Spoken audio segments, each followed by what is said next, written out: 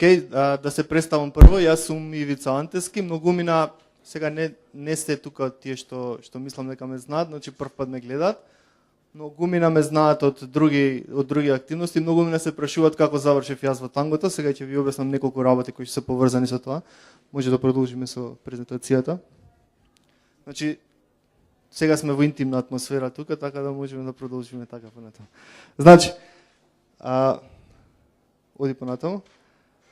Значи, да илустрирам моите контакти со тангото, ќе се обидам со неколку фотографии прво. Ова го правам само за да објаснам колку секој од нас може да се најде себе си во тангото. Значи, јас немав никаква врска пред тоа со никакви танци. Јас бев, им го раскажував тоа на сите пријатели, јас бев тој што на журки седи покрај шанкот и ги грицка сите кикирики, што не станува да танцува воопшто.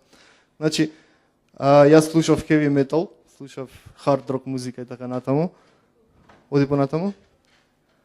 Значи, се занимавав со новинарство, многумина ме знаат како новинар, бев заменик главен и одговорен уредник на неколку национални медиуми, весници, и бев еден од основачите на Ленка и основач на Нова Искра.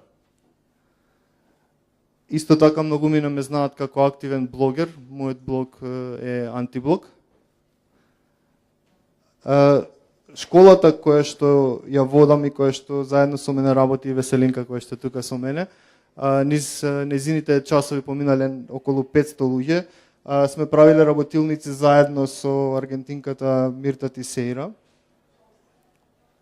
Исто така многумина не знаат дека ние го издававме Танго весникот, имаме емисија на Радио МОВ, Милонгеро радио, и постои една Android апликација со различни работи за танго.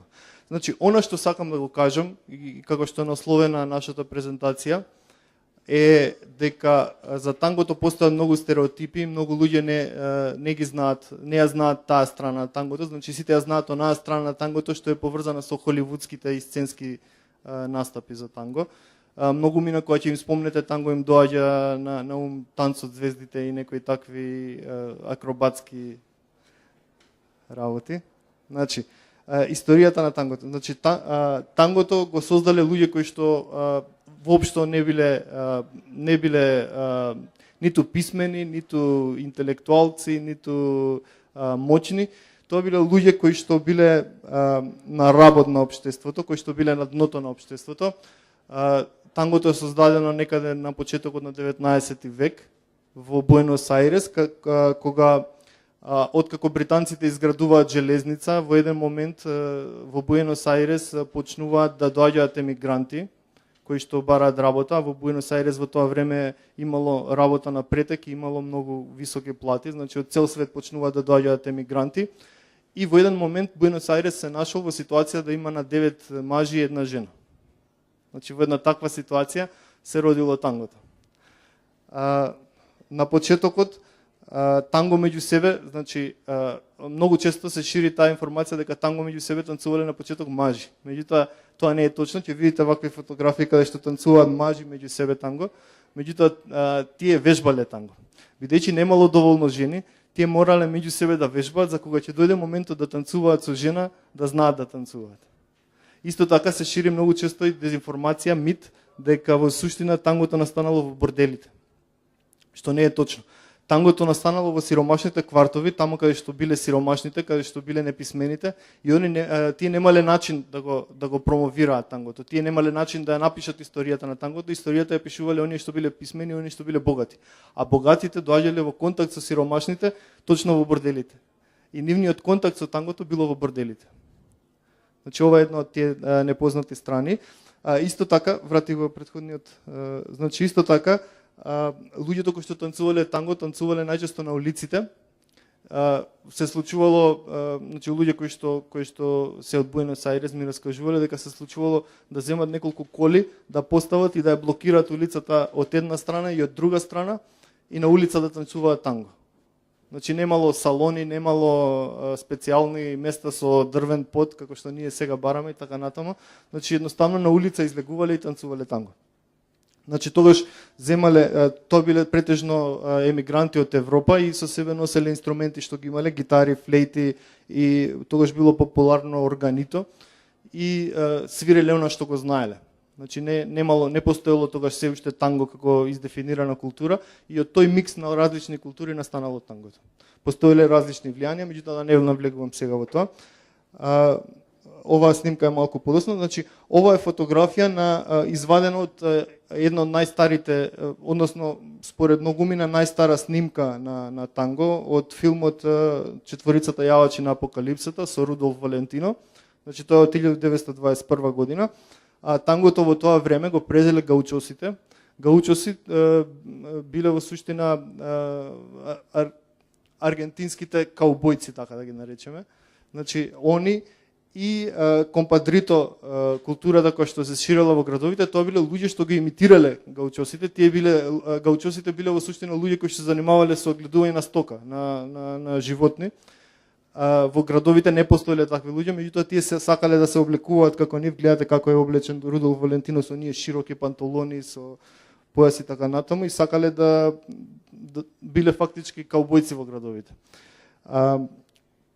Значи тоа биле луѓе кои што припаѓаат на лумпен пролетаријатот, значи не се више тоа најсиромашните луѓе, не се више тоа работници сиромашни, туку тоа се луѓе кои што не се грижат ниту за семејство, ниту за ништо, носеле со себе оружје и не работеле ништо.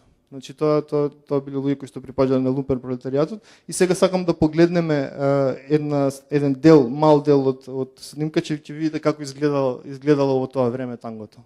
Значи кој е големо, само кликни на клипот. Суштина ова е нем филм, така да музиката е накнадно дадена.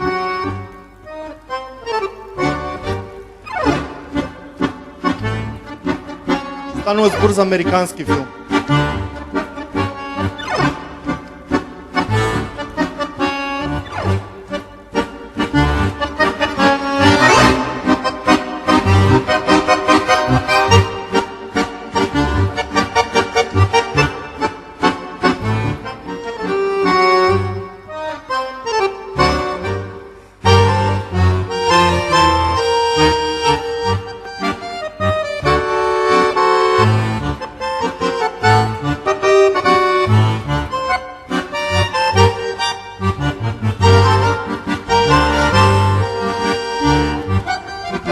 Може да го исклучиш, да продолжиме со презентацијата.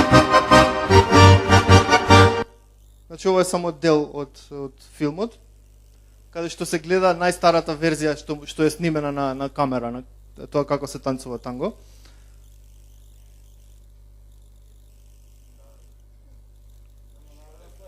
Да. Значи, некаде во тоа време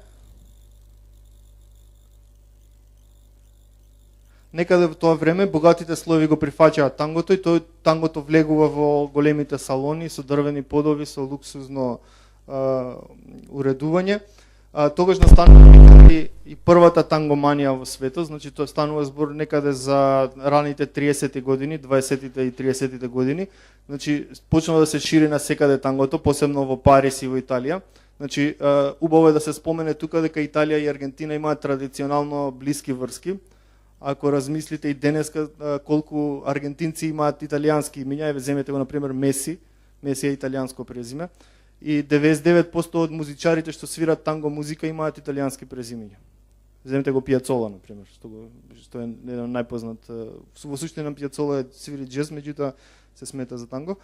Значи во тоа време некаде настанува и златното доба на тангото, почнуваат нагло да влегуваат доста пари во тангото, почнуваат богатите да организираат игранки и многу музичари почнуваат да живеат од тангото. Тогаш некаде Фирпо, еден од музичарите, го формува стандардниот состав, го внесува бандонеонот во танго составот.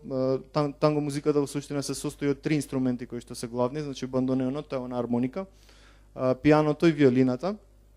И почнува да свири Хулио де Каро, кој што владее со танго музиката речиси 20 години, кој што внесува многу мелодичност и многу покомплицирани оркестрации за разлика од порано. И благодарение на него постојат и Пуглиезе, постои и Пијацола. Значи не би постоел Пијацола, луѓето што го знаат без де Каро. Понатаму, значи некаде во 60-тите години, значи златното доба трае од 1930 до 1950 година некаде. Во тоа време настанала сета најдобра музика во тангото. Тоа било времето кога тангото било во својот зенит, во својот врв. Меѓутоа тоа почнува да опаѓа уште пред да настане диктатурата со почетокот на ерата на рок н ролот, значи кога луѓето почнуваат поинтензивно да слушаат рок н рол, тангото почнува да заоѓа. Меѓутоа тогаш доаѓа диктатура во Аргентина од 1966 до 73 година и тогаш тангото било забрането како неморална работа што се случува во општеството и тогаш престанува.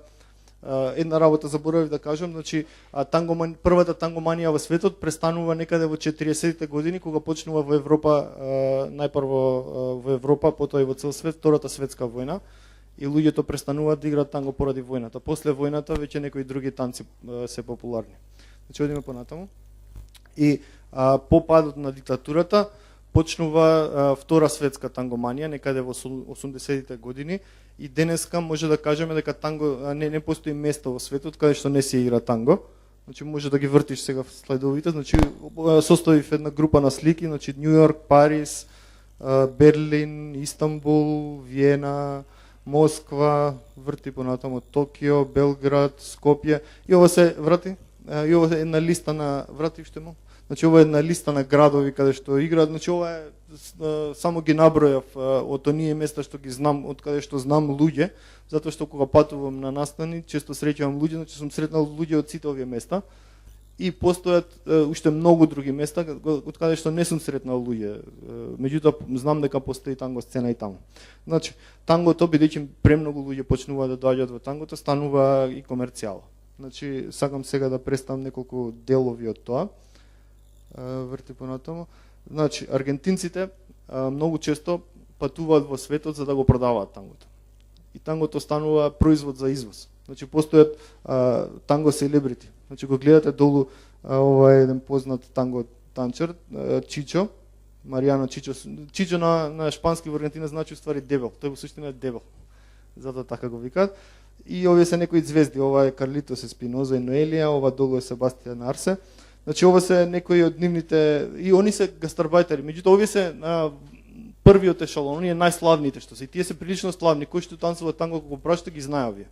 Меѓутоа постојат некои кои што не се славни толку, кои што се така да ги наречам втор, трет ешалон на танго гастарбајтери, кои што навистина живеат како гастарбајтери. Тие имаат проблем со полиција, имаат проблем со работни дозволи, имаат проблем со визи, пошто на аргентинец да дојде во Европа виза му е навистина тешко. Тоа исто како фудбалерите, колку бразилци патуваат низ светот за да играат фудбал. Така и аргентинците патуваат во светот за да учат и во Италија посебно и во Шпанија. Речиси секој град си има по еден учител аргентинец. Значи они патуваат низ цел свет и се познаваат меѓу себе. Онака ќе дојде некој нов аргентинец и се ја испитува мрежата каде може да работи, каде може да најде работа, да се отвори школа. Понатаму, значи тангото како производ. И ќе ги видите овие сцени на, јас тоа го нарекувам кунг-фу танго, значи каде што вкреваат нозе, партнерките ги вртат во воздух, кај што се случуваат сите овие работи кои што немаат врска со тангото во суштина. Овие имаат врска со акробаци. Значи овие акробаци во суштина го продаваат тангото. Луѓето ќе дојдат и кој ќе почне да прави девојката такви работи, кој ќе земе партнерот да ја крене во воздух, сите луѓе остануваат со подзинати усти и тоа го продава во суштина тангото. Тоа го продава нивниот производ. Меѓутоа во суштина тоа не е танго. И понатаму, значи исто така каде што има луѓе таму, многу луѓе, таму има и многу пари и се случува да постои танго мода, значи се продаваат чевли, врати. Значи се продаваат чевли, се продава облека понатаму. Значи исто така постои танго туризам. Се шират, никнуваат како печурки после дожд фестивали на секаде, значи имаме и во Скопје имаме 2 маратони. Овде кога ги представив некои локални кои што се прилично познати, ова е во Будимпешта Денубјандо, ова е во Пореч еден доста познат фестивал и во Белград можеби најпознат на Балканот е Енкуентро се нарекува. Еве ги гледате звездите што ги покажавме пред малку, Карлитос и Арсе, ете го и таму Арсе исто. Значи на овие фестивали доаѓаат овие големи звезди и прават шоу представи. И прават, значи преку ден прават работилници и собираат пари, нормално работилница додиш треба да платиш. И навечер прават шоу представа. Значи луѓето танцуваат танго и ја го прекинуваат танцувањето за овие звезди да направат шоу. Наспрема, значи кога станува збор за ова контракултура, за оваа култура постои нешто што е контра на тоа. Значи наспрема на овие гламурозни големи фестивали каде што одат некаде 800 и до 1000 луѓе, а постојат помали настани каде што одат да речеме 100 до 200 луѓе максимум и каде што луѓето се бираат. Значи не може секој да влезе таму, не можеш да си платиш и да си одиш, овие се обично многу ефтини и обично за да влезеш ти требаат препораки. Тие препораки најмногу се однесува на тоа не колку добро танцуваш, туку колку ги почитуваш правилата на тангото, а понатаму ќе ви обяснам зашто станува збор за кои правил, затоа што луѓето кога ги гледаат овие ова кунг-фу танго што го споменав, се обидуваат на игранките да го прават и тие. А сите знаеме дека ние не сме акробати, ние обичните луѓе, обичните смртници. И не можеме да танцуваме како што танцува тој што вежба по 8 часа на ден, што му е тоа професија. Така да обичните луѓе не би требало да се обидуваат тоа да го прават, затоа што тоа не е шоу, кога танцуваш за свој партнер. Значи, врти понатаму. Постои нешто што се нарекува кодигос. Значи, кодигос во превод би значило правила. Тие правила никој не ги напишал, меѓутоа тие се развили како дел од традицијата на тангото. Значи, во суштина тоа подразбира респект за партнерот и респект за тие околу тебе што танцуваат. И тука има една духовита представа за тоа што би требало да представа. Значи, на милонга, кога се влегува милонга во суштина игранката, треба да се внимава да не се носи огнено оружје, да не се носи ладно оружје, да не се прават ганчовци кога девојката ги крива нозето и да не се танцува нуево. Нуево е во суштина една варијација, еден дериват на тангото, кој што го игра тој Чичо што ви го представив пред малку, тој дебелиот, кој што во суштина се базира на електронска музика и кој што во суштина се базира на многу акробација. Значи тој е прилично атрактивен, кога ќе го видиш, сите луѓе што не танцуваат танго, кога ќе дојдат, прво тоа им е најинтересно, затоа што им е блиско, електронската музика им е блиска на луѓето. Да речеме Gotham Project е еден, веројатно ви е познат, тоа е еден пример на електротанго. Значи тоа е во суштина микс некој на танго и електронска музика. Понатаму. И ова е еден извадок, значи не се тие пишани правила, меѓутоа ние ставаме некои препораки затоа што ја култивираме сцената во Скопје и ставаме некои препораки на нашите ивенти кога правиме игранки тука во Скопје. И ова е само дел од тоа, да речеме неколку ќе објаснам. Значи тука првото го објаснува дека танцуваме друштвено, односно социјално танго, а не сценско и правиме разлика меѓу тие две. Значи не треба некој да дојде сега и на игранка да танцува како што танцуваат овие кунг-фу танго. Машките ги покануваат девојките со поглед на знак, со поглед на главата, значи со поглед и со климање на главата. Исто така има правило како се движиме во круг и така натаму, понатаму. И сега повторно едно видео, ни треба техничка помош. Значи, и сега тука има едно видео како изгледа тоа во Буенос Ајрес. Во Буенос Ајрес. Значи, на танго, на тие игранки доаѓаат многу луѓе. Значи на мал простор, да речеме на овој простор тука би можеле да играат по 30 до 40 луѓе. Значи на толку тесен простор да. Значи на толку тесен простор може да танцуваат многу луѓе ако танцуваат пристојно, ако се почитуваат. И во еден момент се чувствува како сите да танцуваат заедно. Толку сме блиску како сите да сме во една преградка. Еве сега ќе видите како ова е една игранка.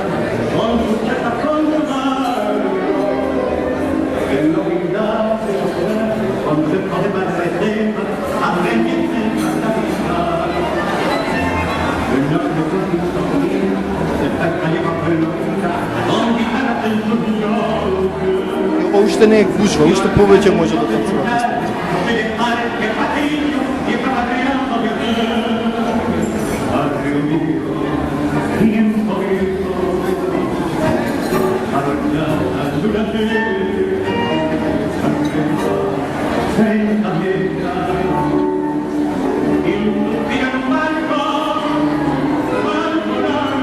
Добро, значи ова само како илустрација, не сакам да должам премногу. Значи поентата е, можеби вака кога ќе видите од страна ќе си рече некој еј што прават овие, дали воопшто танцуваат, само се ничкаат лево десно. Меѓутоа поентата е што они не танцуваат за оние што гледаат. Значи кога танцуваш, ти танцуваш само за својот партнер. И не е важно како изгледа тоа од страна, и тоа од страна често изгледа многу досадно. Значи на тие што се од страна им изгледа досадно навистина. Значи станува збор за традиционално танго, каде што како што кажа веќе се создава свест за живот во заедница, за живот за танцување во група. Значи се создава свест за другите. Кога танцуваш, не танцуваш само за себе, не танцуваш да ги импресионираш тие од себе, као и се во животот. Се што работиш не би требало да го правиш за да ги импресионираш луѓето, туку ги правиш со некоја цела. Целта на тангото е да направиш на својот партнер да се чувствува убаво кога танцува со тебе. И создадена еден култ на милонгеро. Значи милонгеро е човек кој што живее за танго. Значи милонга е местото кај што се танцува танго, милонгеро е човекот кој што доаѓа и танцува танго. И обично тие луѓе се што работат во животот го работат со цел да имаат можности да танцуваат танго. Значи работат на работно место и после тоа го напуштаат работното место за да можат да дојдат и да танцуваат танго. Значи тие се тие милонгероси и обично тие цел живот танцувале танго. Ова на сликата е Тете Рускони. Значи тој танцувал преку 50 години танго, сега е мртв, пред некоја година умре. Мислам дека умре од дрога. Нема врска. Тие сите биле у суштина лоши момци. Значи тангото, милонгеро, тоа е убаво сега да го напоменам. Милонгеро уствари е некогаш било погорден збор. Денеска го доживува луѓето на секаде го доживуваат како да се нешто повисоко, како да се некој рицар или така натаму. Меѓутоа тие во суштина биле секогаш лоши момци. Во центарот на Буенос Ајрес најпознатата милонга, најпознатото место кај се танцува танго се вика Ел Бесо. Во превод Ел Бесо значи бакнеч. Тоа место пред да стане место за танцување танго било во суштина кабаре и таму им било забрането на помлади од 20 години да влегуваат на зборам на игранката, не во кабарето сигурно, меѓутоа на игранката им било забрането затоа што на исто место можеш да најдеш секакви луѓе. Значи еден од најпознатите од овие стари милонгероси сега живе во Романија, предава танго, се вика Флако Дани. Тој во суштина бил во затвор неколку пати заради грабеж. Значи тие биле сите лоши момци. Значи на исто место можеш да најдеш убиец, поранешен криминалец и така натаму и заради тоа не им дозволувале на младите да одат таму. Значи тоа е еден мит за милонгеросите. Понатаму. И тука има еден краток неколку минутен документарец за Тете, значи една или две минутки ќе изгледаме од него. За тоа време ќе облечам јас чевли и ќе изиграме со Веселинка едно танго тука пред вас да видите како изгледа тоа. А ако сакате, ако сте расположени, можеме тука и да направиме еден вовед, значи тука имаме више некои кои што веќе нешто знаат за танго, меѓутоа за другите може тука да пробаме. Океј?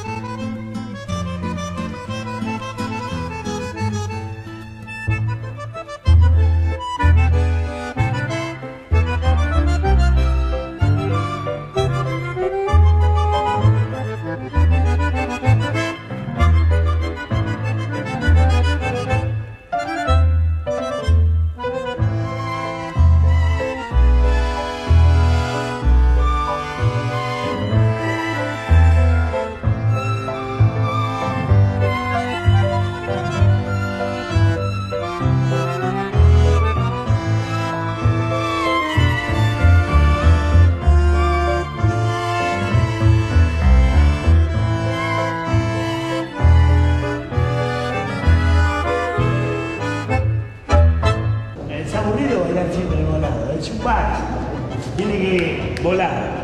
Si no puede, no es nada, pero intente, claro. Hay que irse sobre la pista, porque si uno se queda en el mismo lugar, es aburrido. El bar no es para quedarse en el lugar.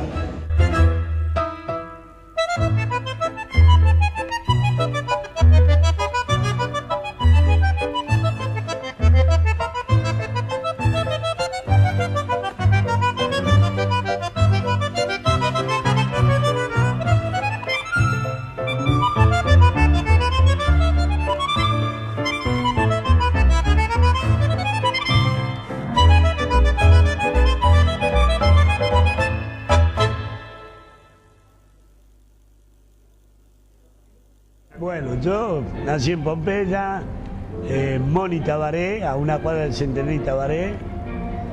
Y bueno, mi vida en el baile comenzó más o menos a la edad de 14 años. Empecé a bailar, me acuerdo,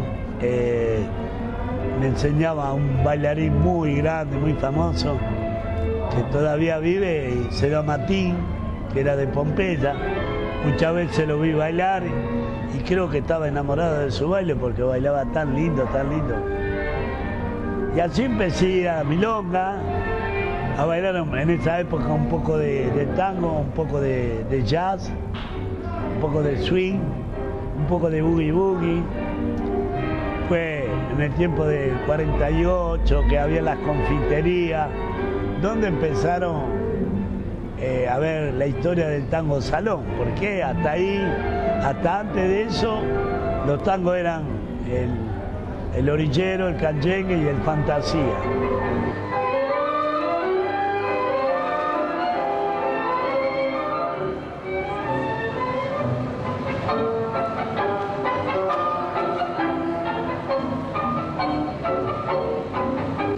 Con el tiempo uno tapa los errores, tanto de uno como los de la mujer. Porque con el tiempo, con el cuerpo, se siente dónde está el pie de la mujer. Ustedes bailan y no saben, está el izquierdo de la mujer y el derecho. Pero después con el tiempo van sintiendo dónde están los hombres.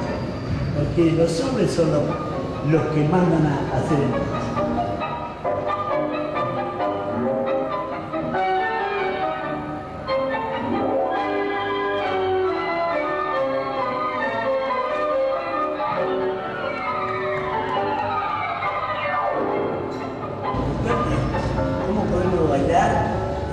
Para bailarlo bien, para gozarlo, para divertirlo, para estar todo, porque estos tipos que bailan en el tango y están con una cara de ningún miedo, ¿vieron?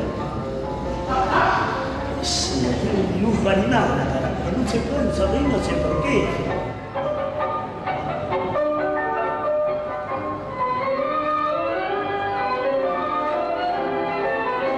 Porque es una cuestión de ustedes. Es una cuestión de ustedes. Yo bailo para divertirme, me divierto y me gusta nada demás. Yo creo que todos tenemos un poco en la cabeza algo que lo ronda de una conciencia. Si es posible, tiene 50 años bien. Bienvenida a Fede.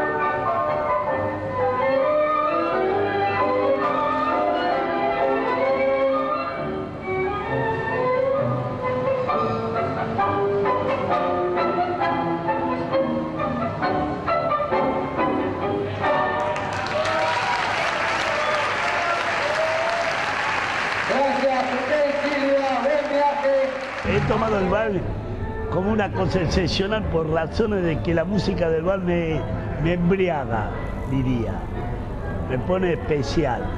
Y cuando bailo el baile me siento como, de verdad, muchas veces pienso que por ahí la gente cree que estoy un poco exagerado, pero siento que vuelo. Soñaba que bailaba sobre la nube con mi compañera y que pasaban los aviones, que me miraban, inclusive que los aviones se paraban para mirar. Pero generalmente esos sueños los tuve varias veces. Me parece extraordinario saber que uno puede llegar, o solamente por el sueño, por lo que sea, a imaginarse que baila en las nubes, arriba de las nubes, saltando, bailando por las nubes.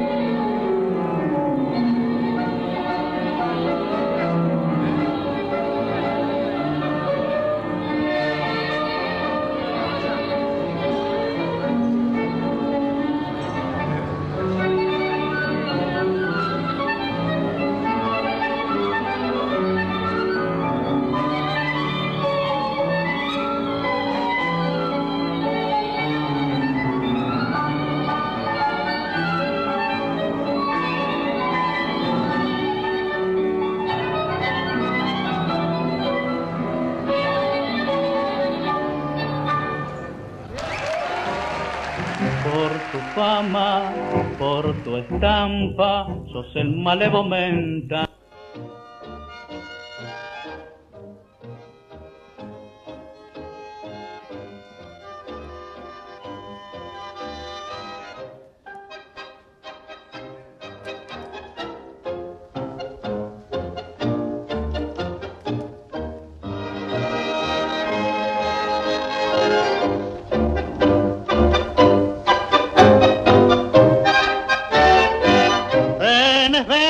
Sos un gran señor, pero a nadie ya vas a engrupir con tus frases de mentido amor.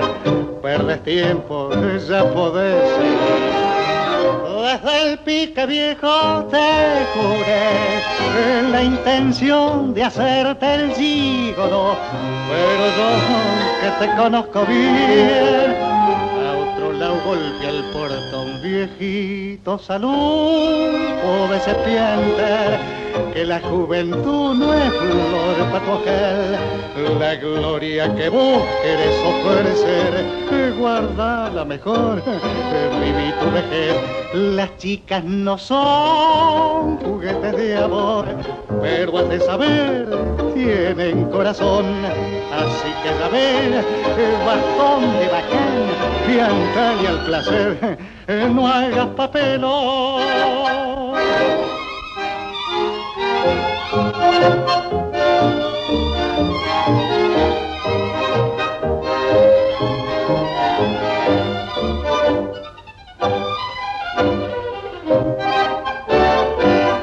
No pretenden farras ni champán, ni vivir en un petit hotel, ni la voiture que vos le das, ese cuento lo conoces.